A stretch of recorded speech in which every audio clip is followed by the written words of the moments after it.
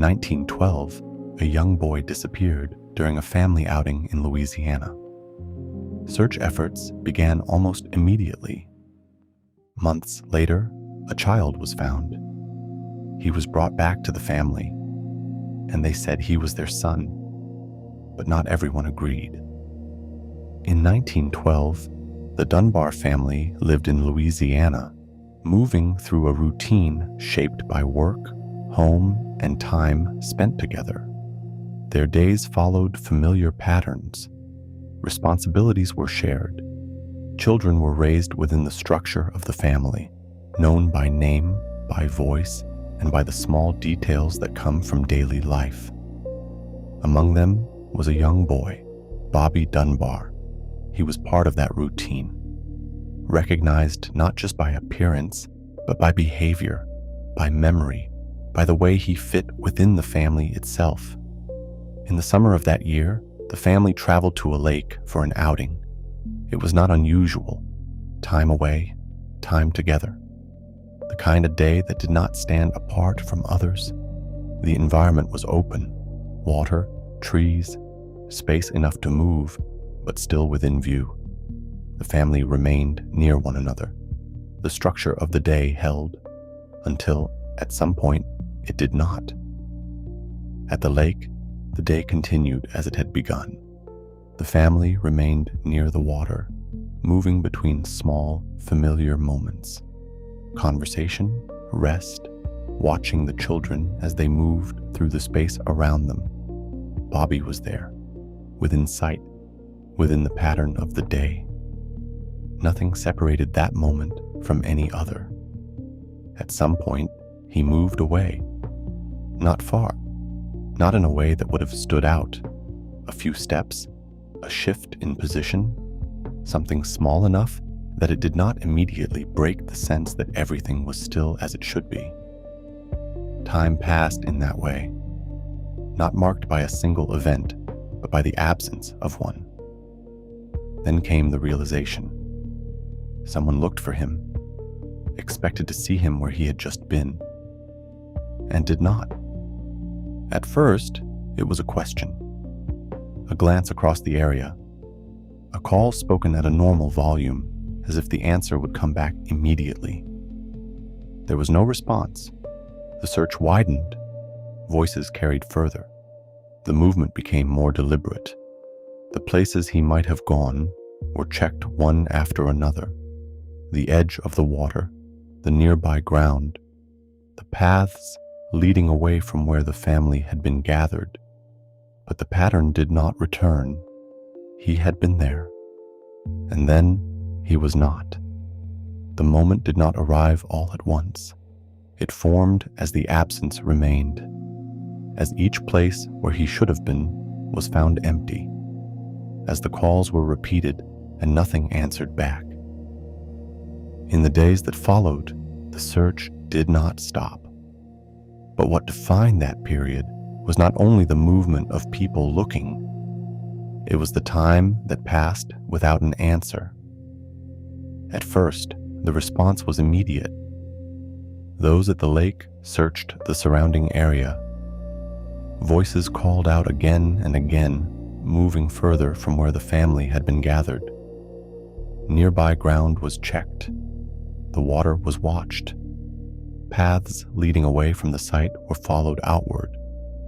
But as the first day ended, the search did not resolve, and the next day began without him. More people became involved. Local authorities joined the effort.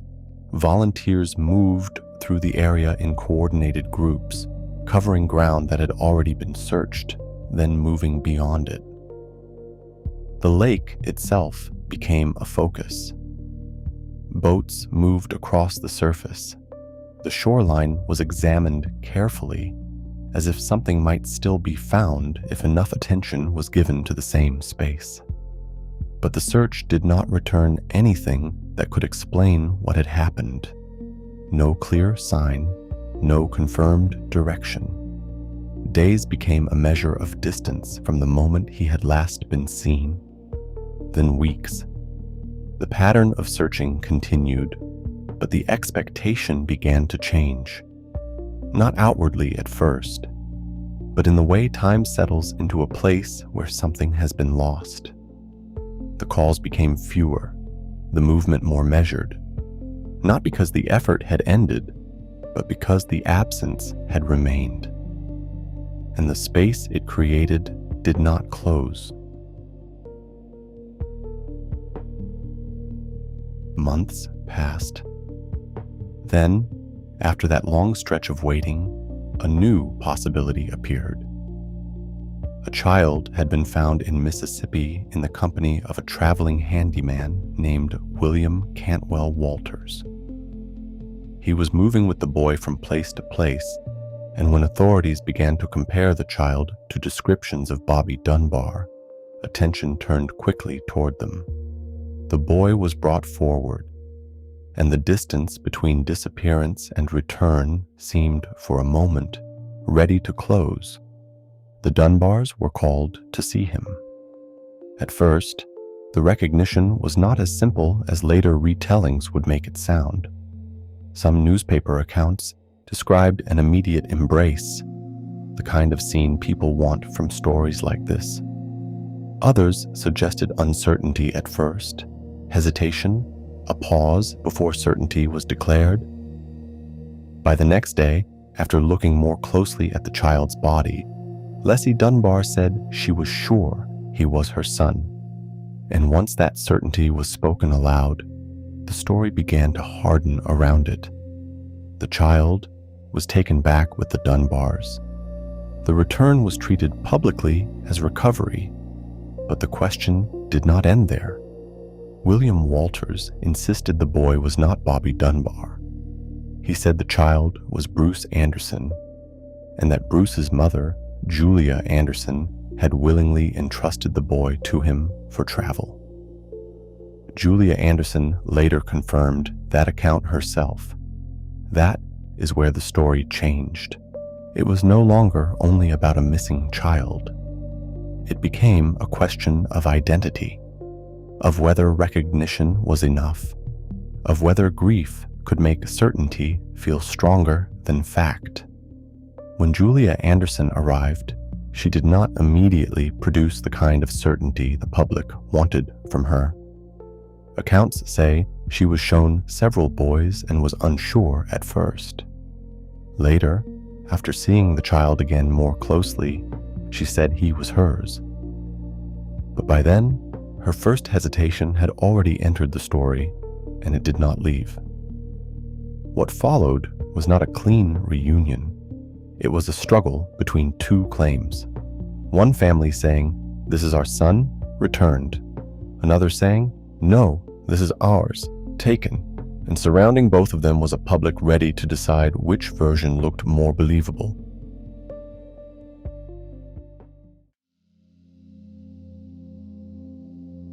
In the end, the question did not resolve in private. It was carried into the public, into the courts, and into a decision that would shape what the story became. William Walters was arrested and charged with taking the child. He maintained that the boy was not Bobby Dunbar, but Bruce Anderson, and that he had been given permission to travel with him. Julia Anderson came forward and repeated that claim, but the process that followed did not weigh the two sides equally.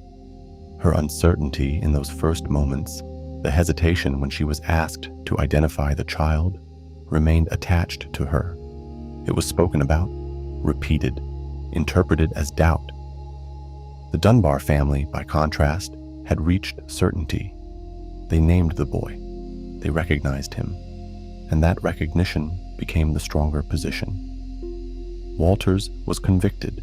The child remained with the Dunbars, and from that point forward, he lived as Bobby Dunbar. Time moved on. The case faded from immediate attention. The boy grew.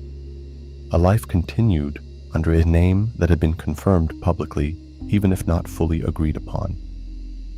For many years, that was where the story stayed, a disappearance, a recovery, a conclusion that, while questioned, had been accepted. But the question did not disappear. It remained in the background, carried quietly through time, and decades later, it returned. In 2004, DNA testing was conducted using descendants of the Dunbar family. The results showed that the man who had lived as Bobby Dunbar was not biologically related to the Dunbar line he was believed to belong to. The identification had been wrong. The child who had been brought back was not Bobby. What happened to the original Bobby Dunbar was never confirmed. The search that followed his disappearance did not produce an answer, no definitive trace, no clear explanation, and no moment that closed the record of where he had gone. What remains is not a single unresolved question, but two: a child who disappeared and was never found, and another child who was found and given a life that may not have been his. The story does not settle into a single ending. It divides and stays that way.